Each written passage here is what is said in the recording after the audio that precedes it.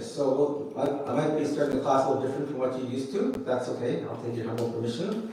So we'll be opening pronouns in just a moment. Before I do that, I'd like to thank all of you, and especially Mother Shaka, for giving me this opportunity to purify myself. I'm doing this simply for my purification.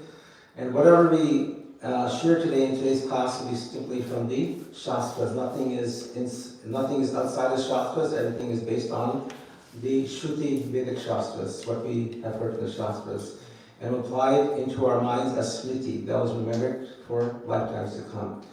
So with that, we have some senior disciples here. We have Dhammaprana Prabhu, who's a good friend of mine, old friend of mine, and I seek his blessings. Actually started back in the 80s when I did University of Medicine. I did University of Toronto Medical School here from 87 to 91. So that time I came to know Dhammaprana Prabhu, and we used to sit together up in Govinda's that time. And he used to say, Prabhu, come, can you read for me, And had all this homework, all these assignments in med school. And I said, I don't know what to do. He said, Prabhu, you have to come. I said, okay, hopefully for like 5-10 minutes. Just go down to his room downstairs.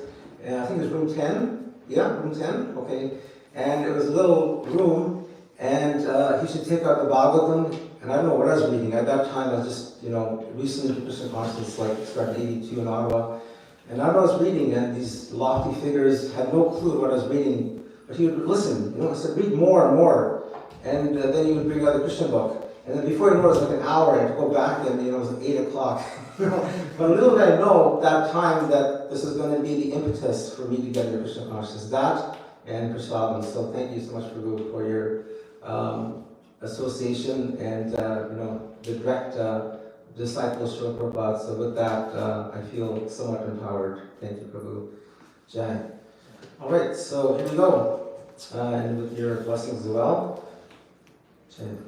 Om Vijnantimirandasya Jnanam Jana Shvakaya Chakshurvidhamira Tasmai Shri Gurave Namaha Shri Chaitanya Manobhishtam Swapi Navina Bhutale Swayam Rupa Kadamayam Dadadhi Svapadantikam Vandeham Shri Guru Shri Kamalam Shri Guru Vaishnavamsha Shri Rupam Sagarjatam Samanaragnatam Nikam Tam Sajivam Sadvaitam Sadhutam Krishna Saitam Krishna Chaitanya Devam Shri Radha Krishna Padam Saranamrita Shri Vishakamitam Shta Namo Vishnaya Krishna Prasthaya Bhutale Srimate Bhaktivedanta Swami Tinamine Namaste Saraswati Devi Gauravani Pradine Navade Prasthate Shudarine He Krishna Karuna Sindhu Dinabandhu Jagapate Gopisha Gopika Kanta Radha Kanta Namaste Tapta Kanchana Gauravaniye Radhe Vrindavaneshwari Vishwanatha Devi Pranamani Pranamani Vanchakaturu Vishwa Kripa Sindhu Vaivata Adinana Prabhu Vishwadasya Namo Namah Shri Krishna Chaitanya Prabhu Nityananda Shri Advaita Gadadhara Shivasati Gaura Hare Krishna Krishna Krishna Hare Hare Hare Rama Hare Rama Rama Rama Hare Hare Narayana Namaskritya Param Chaiva Narottamam Devim Saraswati Vyasam Tato Jayamudire Shrimantam Swakata Krishna Swarapunya Kirna Adazadvarani Vidnoti Sritsitam Nastapraya Shrimateshu Vidyam Bhagavata Sevaya Bhagavata Shrimateshu Bhakti Bhakti Nashkiri Om Namo Bhagavate Vasudevaya Om Namo Bhagavate Vasudevaya Om Namo Bhagavate Vasudevaya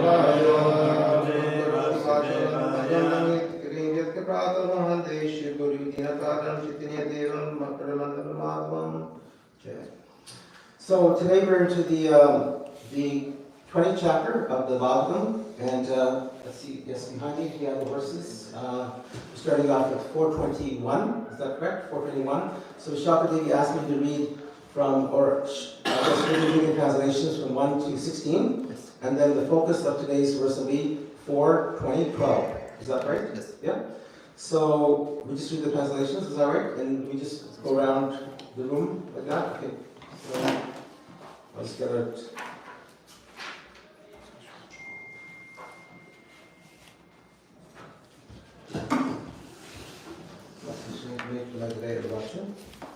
So this is chapter is called Lord Vishnu's Appearance in the Sacrificial Arena on March 15. So just a quick recap. So basically, what we're having here. So I want to just conclude this with saying that you people are also fortunate because you people have Krishna consciousness 24/7. The deities upstairs, you have prasadam downstairs, prasadam upstairs, everywhere. You know, the unique thing about this Toronto is always prasadam in this temple. There's never, when you come to this temple, there's always prasadam. You know, not that other temples don't have it. Toronto always has prasadam. The other thing is that you have the associated devotees, you have all these grunts, you have Sankirtan. Toronto has one of the best Sankirtan movements in all of North America. So you have Krishna consciousness 24/7. You're also fortunate. And with that, that gives the impetus to expand our knowledge of the Srimad Bhagavatam. Because we're always immersed in Krishna consciousness. Ananyaschintayantomam, as Krishna says in 9:22 of the Bhagavad Gita. He says that our mind is always fixed on Krishna consciousness 24/7. With person that yogi that's meditating on Krishna 24/7 throughout the day in his transcendental form, to that devotee, yoga shema bahamiham. To that devotee, he provides you everything. In that verse, the word yoga means that he provides all the provisions. Yoga means to connect with the Supreme Lord. But Srila Prabhupada knows the definition behind all definitions. Yoga can mean many things. It means to link, to practice the Supreme Lord, to get back to the spiritual world. But in that, Prabhupada says the word yoga basically means that he provides you with all the provisions. That is provisions to get back to Krishna consciousness. And anything you lack. So last night we heard a topic about faith. Faith basically means is that you invest your complete confidence in the Supreme Lord. But anything that you lack in that confidence, Krishna will push you and give you that support. So you'll be always 108% in Krishna consciousness. Not 100, because 108%. Because 100 is a material number. 108 is a transcendental number. So we always say 108%. So with that in mind, we'll start with, we're here. Alright, so... the great sage Maitreya continued, my dear Vidura, being very much satisfied by the performance of 99 hour sacrifices, the Supreme Personality of Godhead, Lord Vishnu, appeared on the scene. Accompanying him was the king Indra. Lord Vishnu then began to speak. Text 2. Lord Vishnu, the Supreme Personality of Godhead, said, My dear King Prithu, Indira, the King of Heaven, has distributed your execution of 100 sacrifices. Now he has come with me to be forgiven by you. Therefore excuse him. O King, one who is advanced in intelligence and eager to perform welfare activities for others is considered best amongst human beings. An advanced human being is never malicious to others. Those with advanced intelligence are always conscious that this material body is different from the soul. If a personality like you, who are so much advanced because of executing the instructions of the previous acharyas, is carried away by the influence of mind material energy, then all your advancement may be considered simply a waste of time. My turn, right. Those who are in full knowledge of the bodily conception of life, who know that this body is composed of mass signs, desires, and activities resulting from illusion, do not become addicted to the body. How can a highly learned person who has absolutely no affinity for the bodily conception of life be affected by the bodily conception in regard to house, children, wealth, and similar other bodily productions? The individual soul is one, pure, non-material, and self-afflicted.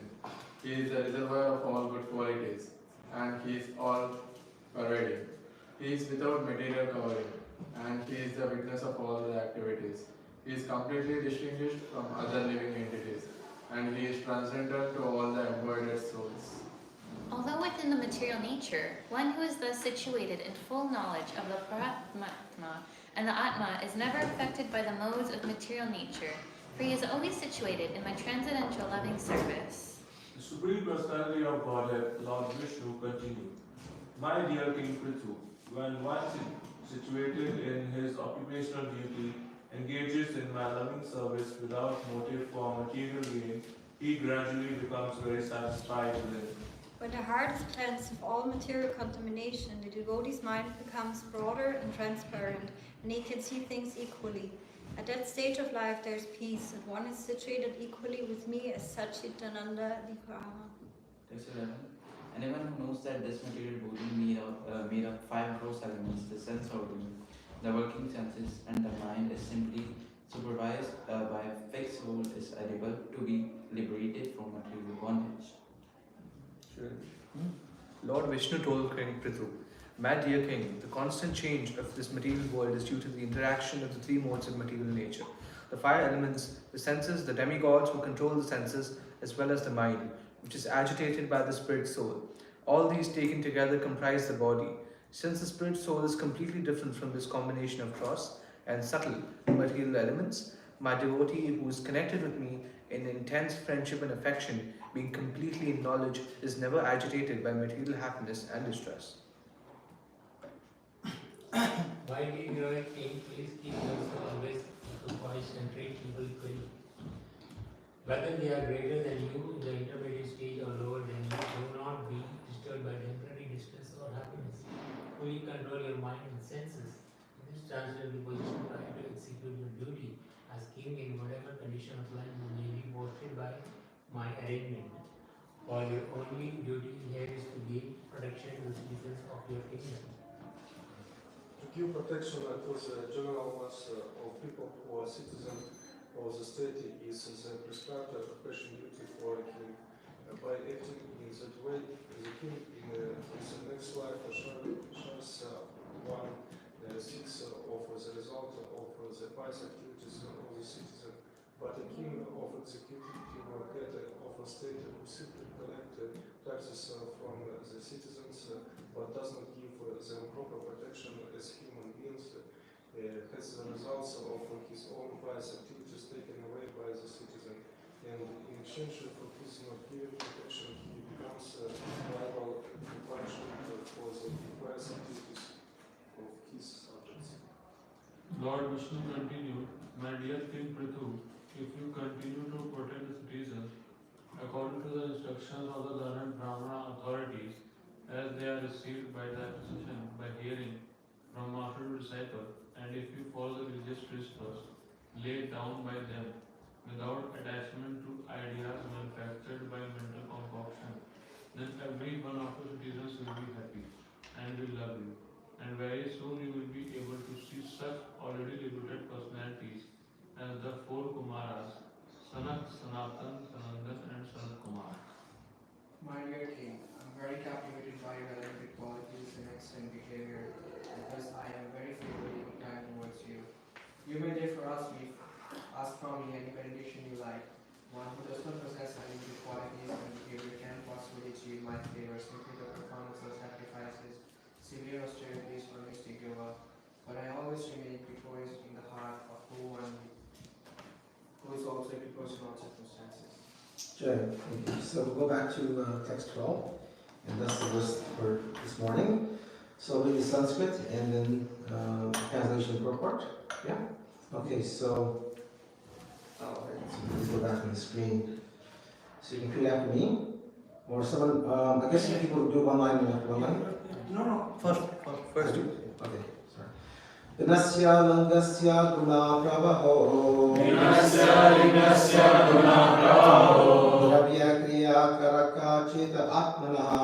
Dravya kriya karaka cheta atmanaha. Vishtasu sampatsu patsu suryo. Vishtasu sampatsu vipatsu suryo.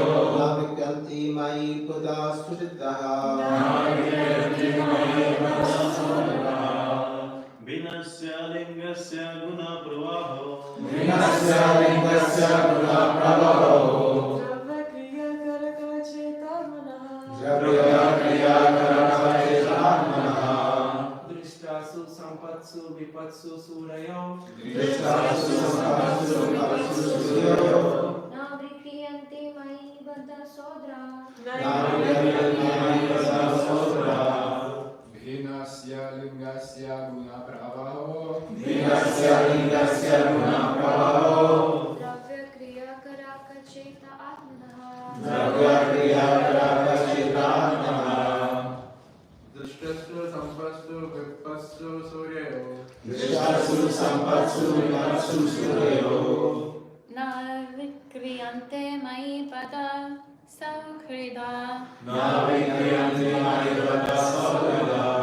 Vinasya lingasya guna pravaho. Vinasya lingasya guna pravaho. Dravya kriya karaka tatmana. Dravya kriya karaka cheta atmanaha. Drishtasu sampatsu vipatsu suryo. Drishtasu sampatsu vipatsu suryo. Navikriyante mai badhau sauradaha. Navikanti mai buddha suridaha. Vinasya guna pravaho. Vinasya lingasya guna pravaho. Dravya kriya karaka chetanatmana.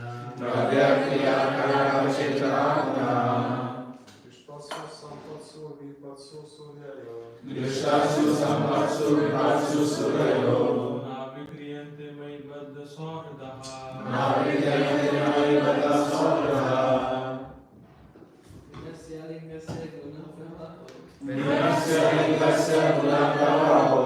Dravya kriya karaka cheta atmanaha. Drishtasu sampatsu vipatsu suryo. Navikanti mai buddha suridaha.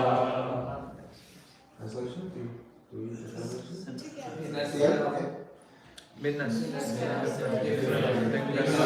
of the body, guna of the three modes of materialization, pravaha, the constant change, dravya, physical elements, kriya, activities of the senses, karaka, demigods, chetana, and the mind, atmana, consisting of, drishtasu, an experience, sampatsu, happiness, vipatsu, distress, surya, those who are advanced in knowledge, na, never, Kriyanante becomes disturbed, mai, unto me, Radha Sodha, bound in friendship. Translation? Together. Together? Okay. Lord Vishnu told me, Prithu, my dear king, the constant change of this material world is due to the interaction of the three modes of material nature. The five elements, the senses, and the demigods who control the senses, as well as the mind, which is agitated by the soul. All these taken together comprise the body. Since the spirit soul is completely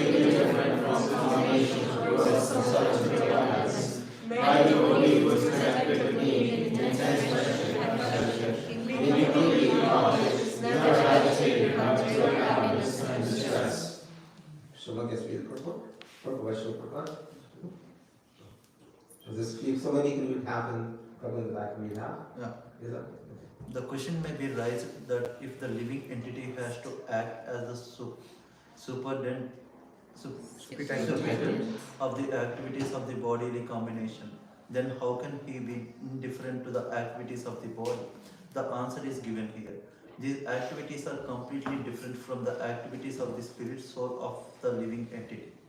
A crude example can be given in this connection. A businessman riding in a motor car sits in the car, supervises its running and advises the driver. He knows how much gasoline is used up and he knows everything about the car, but still he is apart from the car and he is more concerned with his business. Even while riding in the car, he thinks of his business and his office. He has no connection with the car, although he is sitting there. As the businessman is always absorbed in the thoughts of his business, so the living entity can be absorbed in the thoughts of rendering loving services to the Lord.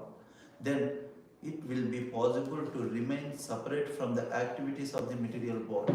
This position of neutrality can be possible only for the devotee. The word Bhatt bound in friendship is particularly used here. Karmis, Jnanis and Yogis cannot be bound in devotional service. Karmis fully engage in the activities of the body. Their aim of life is to give comfort to the body only. Jnanis try to get out of the entanglement by philosophical speculation, but they have no standing in the limited position because they do not take shelter under the lotus feet of the Lord. They fall down from the exalted position of Brahman realization. Yogis also have a bodily concept of life. They think that they can achieve something spiritual by exercising the body through dharana, asana, pranayama, etc. A devotee's position is always transcendental because of his intimate relationship with the Supreme Personality of Godhead. Therefore, to remain always aloof from the actions and reactions of the body and engage in one's real occupation, namely rendering service to the Lord, can be possible only for the devotees.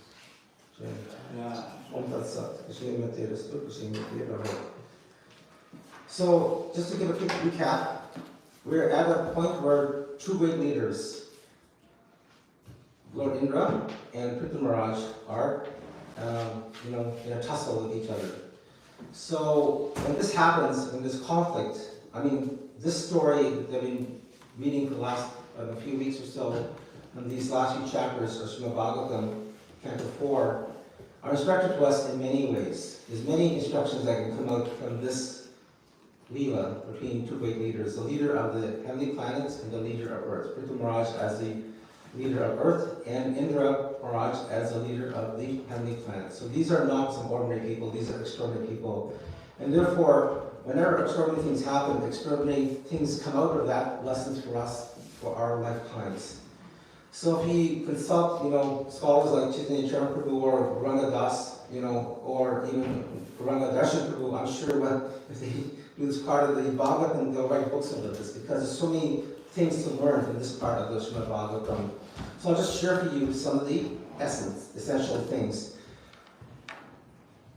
The important thing to note in this aspect is the aspect of two things that I can ascertain. One is devotee association, which is mentioned by Prithu Maharaj in the verses here, later on, which we'll probably read next week or the week after. That is that Arya Sangamaya. Arya basically means to associate with people that are intelligently engaged in the service of Krishna consciousness. Sangha means to engage in those association, Arya Sangamaya. Number two is the aspect of ras, and that's mentioned in this verse by Lord Vishnu. That is, one should always be engaged in devotional service. And it's also mentioned in its purport that we just read, the last line, that one is fixed when one is always engaged in devotional service. So ras basically means devotional service. One time Narad Muni was traveling and he wanted to see Narayana Rishi, say Narayana Niskakam, Narayana Chiva, Narottam, like that. So Narad Muni went and wanted to get transcendental instruction from Narayana Rishi.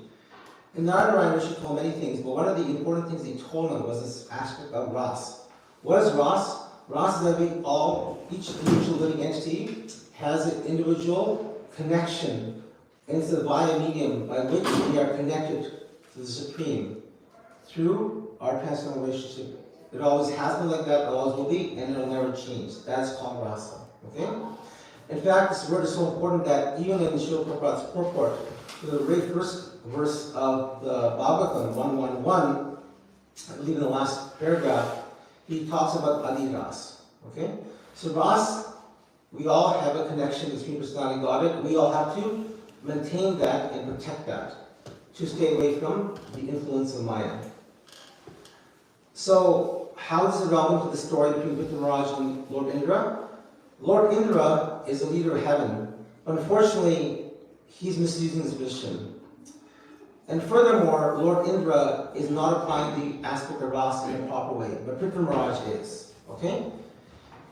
Now, of course, we know that Prithu Maharaj is none other than he's the Sakti Avesh avatar of the Supreme Personality Godhead. So he's already empowered. Okay? But of course, same like Indra, he's also empowered. But he's empowered in a different way. Lord Indra is the lust and incarnation of the Supreme Personality Godhead. That actually is mentioned by Srila Prabhupada in his purport, I think in chapter 19 of Canto 4. When he describes the different incarnations, he mentions Indra. So anything that has to do with the desire for material gain is represented by Lord Indra. And when we follow Lord Indra's path, we go down a wrong route. Now the problem is that with Lord Indra,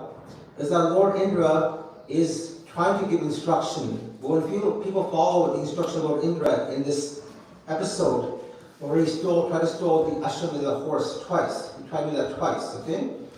And at that time, Prithu Maharaj did not like that.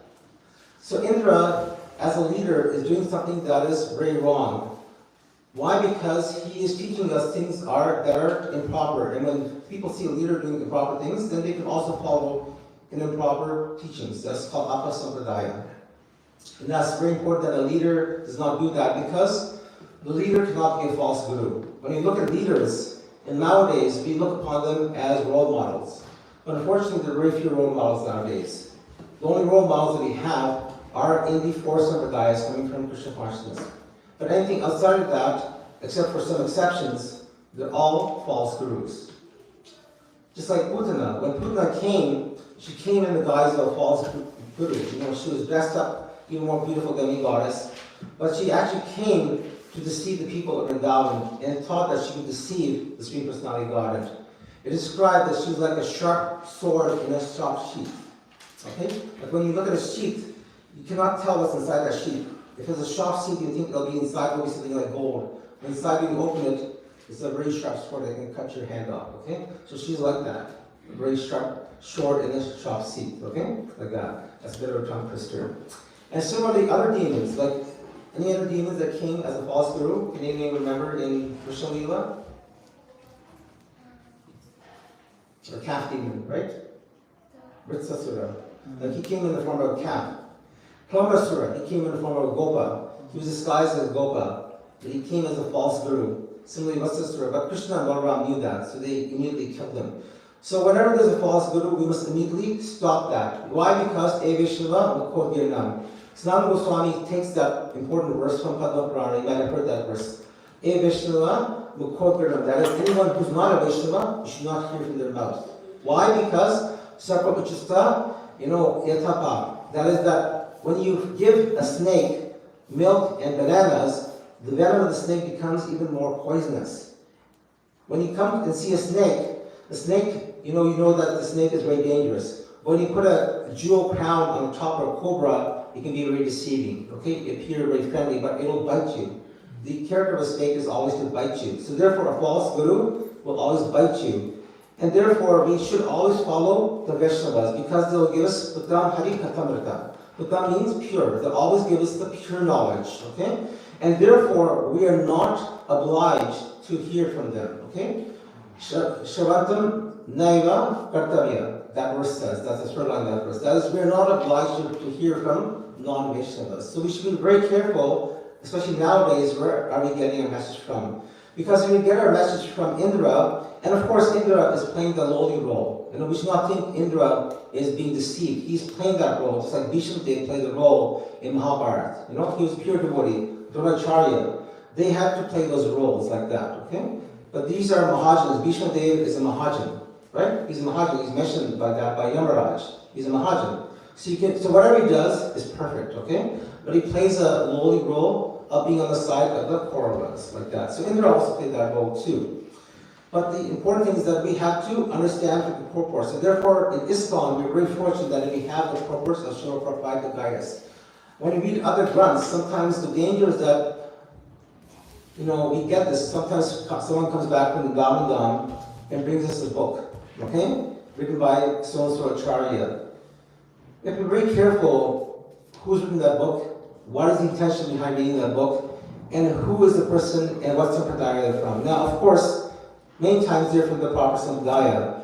But the thing is that Prabhupada told us that we should not read any books outside those written by Srila Prabhupada and his devotees, with the exception of one book called Brahma Samhita by Bhaktivedanta Saraswati Goswami Maharaj, because we'll be misled. So we should be very careful not to read books outside of ISKCON. And of course, we have a dearth of, there's so many books in ISKCON. I mean, to read all of Srila Prabhupada's 80 volumes takes more than a lifetime to read it properly. You can do it, but really understand it. It takes many, many lifetimes. So we should just stick to Srila Prabhupada's books. That's the other message coming out of his pastime for Indra and Prithvi Maharaj. So the Bhagavatam is so important, especially Srila Prabhupada's Bhagavatam, and that coming down to the Acharyas, from Vishwanath Chakravarti Thakur, Srila Swami, Jiva Goswami, the six Goswamis. Prabhupada wrote their commentaries and put it into this Bhagavatam, the Bhagavatam that we have from DVT, the Islam Bhagavatam, Prabhupada put it into this Bhagavatam. Therefore, we have a very secure, guaranteed path. And Prabhupada basically put his blood, sweat, and tears into writing the Bhagavatam. Why? Because one time there was a pastime. In April or March, whenever it happened, but in the Ram Navami date of 1976, in Vrindavan Dham, Prabhupada had a full schedule. It was Ram Navami day, the appearance of Lord Ramachandra. So the devotees woke up, Prabhupada went to Mangal Arati, he gave Bhagavatam class, he went for his morning walk, he met with visitors, he then gave classes all day in Vrindavan Dham. And then they came back to the Krishna Balaram temple, and his devotees with him, that were traveling with him, these young boys and girls, they're all exhausted. So they all went to sleep. But one Western devotee, I forget his name, this brahmachari, had come to Vrindavan for the first time. He heard that in Vrindavan, the jalebi is the best. So he went to some bazaar and got all these jalebis and started eating jalebi, like he had never eaten before. And he overdosed on jalebi. So what happened? He's gone to sleep that night because he had digestive problems. So he tried to sleep, he could not sleep. He got up and then called nature, called him, he had to go, relieve himself, but again, it was not digested. So he decided, this is, I can't do it, I just have to get up and start doing my japa. So he started doing his japa in the brahmachari quarters. It so happened that when he walked along the brahmachari quarters, he came to Srila Prabhupada's room. Srila Prabhupada's room, the light was on. What time was it? It was 2 a.m. Everyone was fast asleep except this brahmachari and the light in the room of Srila Prabhupada. So he got intrigued. He went to the room of Srila Prabhupada, and there, Prabhupada was awake. The devotees had gone to bed at 11, 12 o'clock, but Srila Prabhupada was awake, and this devotee put his ear to the door, and he heard what Prabhupada said. Prabhupada said, Vishwanath Chakravarti Thakur opined that this is what is to be written in the Bhagavad Gita, and Prabhupada was in his dictaphone dictating it. So this brahmachari was on his japa, and when he heard that, he became so amazed that he started chanting his japa so loudly, Hare Krishna, Krishna Krishna, Hare, loudly. And then it started disturbing Prabhupada. So Prabhupada, with his ganti bell, called his servant and said, who's outside my room? Chandu, be quiet, disturbing my translation. But the essence is that Srila Prabhupada, gave time to the Bhagavatam. Even if he had come late at night, he would get up early in the morning and he give time to the Bhagavatam. His blood, sweat, and tears. So therefore, we should also give time to the Bhagavatam every day as part of our lives. There should be no day in our lives that we should not read at least one line, one sloka, or one chapter from the Srimad Bhagavatam. Or Govinda Maharaj did that, Radha Govinda Maharaj did that. So when these leaders do that, should we not do that? We should, just like we brush our teeth, eat food, we sleep. The Bhagavatam is as important to us as the air we breathe, or the water we drink. Is as important as that, right? Because it is when Prabhupada came to the West, he did not say that I came to the West. He said that the Bhagavatam came to the West and I came along with it. Okay? So he took the Bhagavatam. He was the one that brought this from the Bhagavatam to the West. And because of that, we now have the Bhagavatam with us. And thanks to Srila Prabhupada's efforts, we can understand the Bhagavatam. The slita between Prithu Maharaj and Indra is about sportsmanship. Sportsmanship and devotional service. Sometimes you lose, sometimes you win. In this, it appears that Prithu Maharaj lost, and who won? Indra. Why? Because, there was a score. Indra hit the century. He got 100 runs. But Prithu Maharaj was about to hit a century, but Indra came and, he bowled him out, or he tried to bowl him out, okay? And at that time, Brahma came. Brahma said, wait a second, just stop your sacrifice. He told Prithu Maharaj to stop your sacrifice. Prithu Maharaj said, fine, that's okay, I'll stop my sacrifice. This is a king that had not done just one sacrifice, 2 sacrifices, 10 sacrifices, 40, 50, 90. He was on his 99th sacrifice. Imagine if you're Prithu Maharaj and someone tells you to stop the sacrifice. And this sacrifice is not some ordinary sacrifice. This sacrifice requires a huge amount of endeavor. He did 99 of those Ashwamedha sacrifices, okay? So this is not something ordinary. To tell someone who's the Lord or the King of the earth to stop it is not something ordinary. So imagine the immense patience that Prithu Maharaj had. Therefore, it tells us that in devotional service, bhakti is not about hitting a century. It's about our attitude in bhakti, okay? So therefore, numbers are not important. And we can understand that it was not Indra that got the darshans of the Supreme Lord. It was Lord Vishnu that gave darshans to Prithu Maharaj. That's very clear in the first verse of what we just read. Lord Vishnu came and spoke to Prithu Maharaj. He did not speak to Indra. So therefore, if you want to get the darshans, it should be attitude in bhakti, not good numbers. How many books we distributed, that's important too. How many rounds we chanted, but it should be attitude behind our seva, our service. Is that okay? The second point is that Prithu Maharaj exhibited the quality of forgiveness. Like we said, quality of forgiveness is the quality of a Vaishnava. In this, he was acting as a pure Vaishnava. And that's what Krishna Das Kaviraj says, that the first quality of Vaishnava is kindness. Of the 26 qualities you'll read from Krishna Das Kaviraj, the very first quality is kindness, which also means compassion and forgiveness.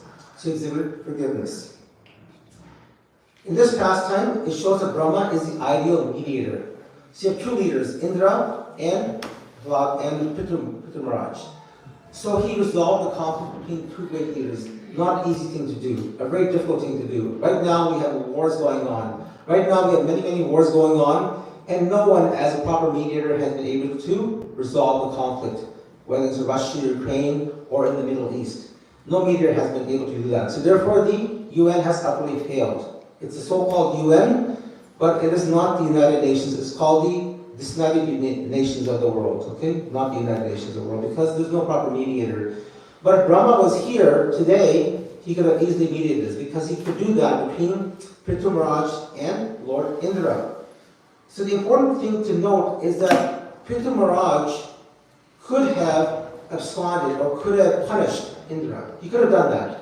He had asked his son Vijitsava, his son who is called Vijitsava. Vijit means victory, Asava means horse. He went after Indra with his arrows, and after he said, no, this is Indra, it's not some thief, it is actually Indra, or it's a false guru, you must shoot arrows.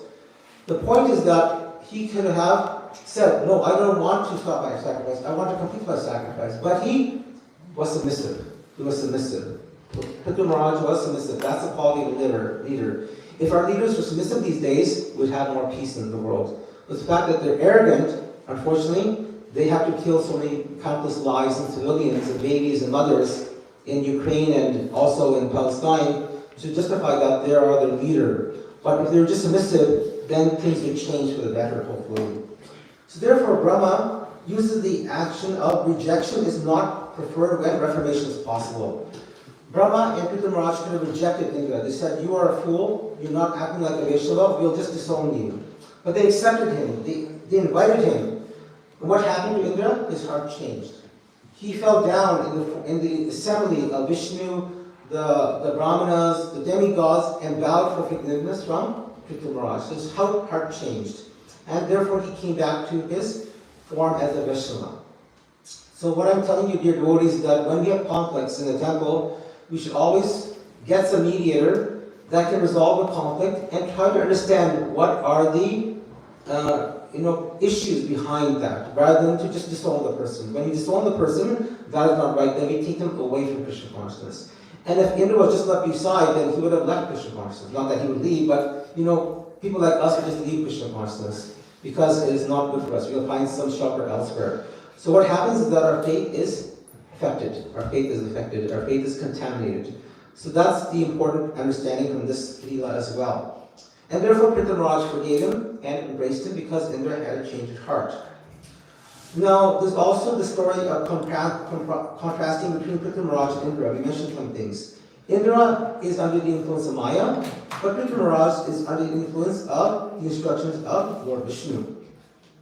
In this Leela, Prithviraj exhibits flexibility. He's flexible. He changed when Lord Vishnu told him. But Indra was not flexible. He had to have the title of Shatakatu. That is, that I have done 100 sacrifices of the horses, and no one else can do that. Okay, he had to have that title. He had to have that victory cup, the Stanley Cup or whatever you call it. He had to have that cup because I am Indra. No one else can challenge me. So he was inflexible. Therefore, it shows that in bhakti we have to be flexible sometimes. Some things don't go right the way. We have to accept that because it is the order of the Lord. Reversals happen in bhakti, but it is the desire of the Supreme Personality of God, and we have to accept that. And the other thing, and there's many things, is that Indra is supposed to uphold Dharma, but it actually is Prithviraj that upholds Dharma. Okay? He upholds Dharma, not Indra. The key thing is that Indra was also affected by Guna Prabhava. As it says in this verse, maybe you can just bring it up here, verse 12. Guna Prabhava. That is, Vinasa Langasya Guna Prabhava. That is that Indra is affected. Guna is affected by the three modes of material nature. Prabhava means the flow. So you have the classic by Gauranga Darshan, Bhagavad Prabhava. He's affected by the flow. For example, when you go in the Ganges up north, in Rishikesh, if you just take a dip and you're not careful, you can be swept by the Ganges and you'll probably end up somewhere in Howrah, like that. So be careful that you hold on. You do not just go in the Ganges like that. But unfortunately, Indra, because he's influenced by Guna Prabhaha, is swept by the three modes of material nature. The important thing is that Lord Vishnu does not teach us not to take revenge on anyone. Indra had done some bad things. He was a false guru. He showed us things that should not be done, but we should never take revenge against anyone. Why? Because we should always have the aspect of repentance and genuine care for other people. So my dear devotees, there's so many things we can discuss in this pastime, but the essence of this pastime is that we should always keep Lord Vishnu in the center of our activities. It says, Aradhato yadi haris tapastata kim. You might have heard that, That is, whenever you do any worship for Lord Vishnu, what is the benefit of your penances? If you do penances, Naradito yadahari tapastata kim. Not when he says that, not Pracharatha. That if you do penances but forget Lord Vishnu, then what is the benefit of your yajna? Right? If you do 16 rounds, but your mind is somewhere else in Iceland, then what is the benefit of doing that 16 rounds a day? Similarly, if you forget, that is, if you do not keep Krishna inside and outside of your vision and internally, then there's no benefit to anything in bhakti like that. So Krishna should always be in the center. That is according to Nagmani, who is also a Mahajan. The other point to remember is that in our relationships, we should always take the submissive role. We should always tolerate, because tolerance is something that was exhibited by the Pandavas, by Lord Krishna, and also here in the pastime by Prithviraj. He tolerated that, even though he's the king of the earth, he tolerated anything that all these offenses that Indra had done to him. So to advance in devotional service, we must become tolerant and try to abide that. Not must, but we should associate people that are tolerant. That's how we become tolerant ourselves, by serving them like that. And the last point I want to say is following Guru. Prithviraj followed his Guru, Lord Vishnu. Indra also had a Guru, Brihaspati, but he did not follow his Guru. And there's another pastime about that, when he was cursed to become as a pig. There's a pastime, and I'll close with that. One time, this is called Guru Nishta. That is, whatever the Guru says, we must follow it 10%. Otherwise, we will not please Lord Krishna.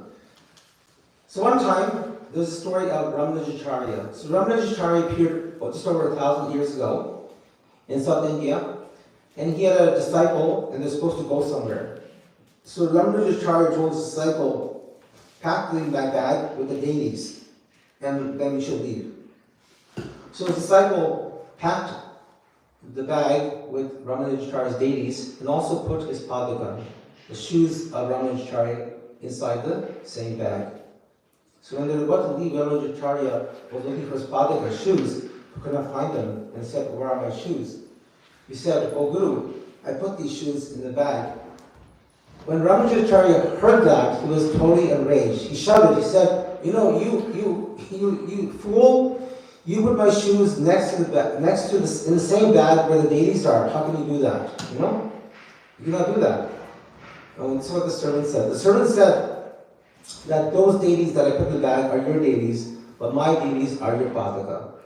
My deities are your lotus feet sandals. There's no difference between that and that. And when Ramanujacharya said that, he blessed his disciple and he got the blessings of his guru. Now, of course, that's not some example that we should do. You know, if we have some Maharaj, we put that inside that. And this is a pastime that is for instructive purposes. You know, there's some pastimes is just read and meditate on them, but do not follow. You know, that's called, you know, we should not imitate these pastimes. But the pastime is that we should always follow the instructions of the Guru, and then we'll be on the safe shore. So with that in mind, my dear devotees, we'll conclude. And the last thing I wanted to just say is Prabhupada writes this, and we'll read this in the purport to the last verse of this chapter, verse 31. The last paragraph, he says, the conclusion is that the pure devotee should not aspire after any material benefit from devotional service, nor should he be enamored by fruit activities or philosophical speculation. He should always be engaged favorably in the service of the Lord. That is the highest perfection of life. Shri Prabhupada ki jai, Gantaraj Bhagavatam ki jai, Shri Guru Swami Krishna Maharaj ki jai, Ananta Parmeshwar ki jai, Jai Govardhan Hari Hari Bol.